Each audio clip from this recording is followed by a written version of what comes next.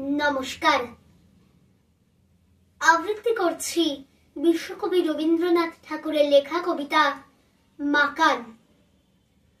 গৌর বর্ণ নভর দেহ, নাম শ্রীযুক্ত রাখাল।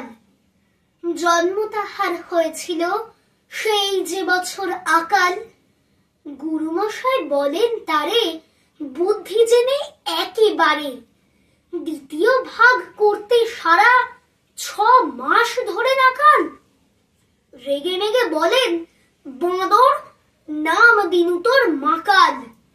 নামটা শুনে ভাবলে প্রথম বাঁকিয়ে যুগল ভুরু। তারপর সে বাড়ি এসে নৃত্য করলে শুরু। হঠাৎ ছেলের মাতন দেখি সবাই তাকে শুধায়, একি? সকলকে সে জানিয়ে দিল, নাম দিয়েছেন গুরু। নতুন নামের উৎসাহে তার বক্ষ দুরু দুরু। কোলের উপরে বসিয়ে দাদা বললে কানে কানে, গুরু মশাই গাল দিয়েছেন, বুঝিস নে তার মানে? রাখাল বলে কখনো না, মাঝে আমায় বলেন শোনা, সেটা তো গাল নয়। সে কথা পাড়ার সবাই জানে।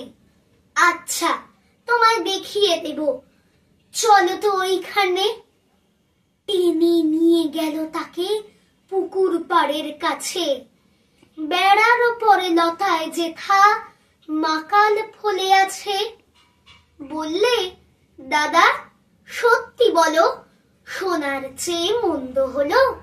তুমি শেষে বলতে কি চাও? গাল ফলেছে গাছে। মাকাল আমি বলে রাখাল 2 হাত তুলে নাচে। দোয়াত কলম নিয়ে ছোটে, খেলতে নাহি চায়। লেখা পড়ায় মন দেখে মা অবাক হয়ে যায়। খাবার বেলায় অবশেষে দেখে ছেলের কাণ্ড এসে। মেঝের পরে ঝুঁকে পড়ে খাতার পাতাটায় লাইন টেনে লিখছে শুধু, মাকাল চন্দ্র রায়। নমস্কার।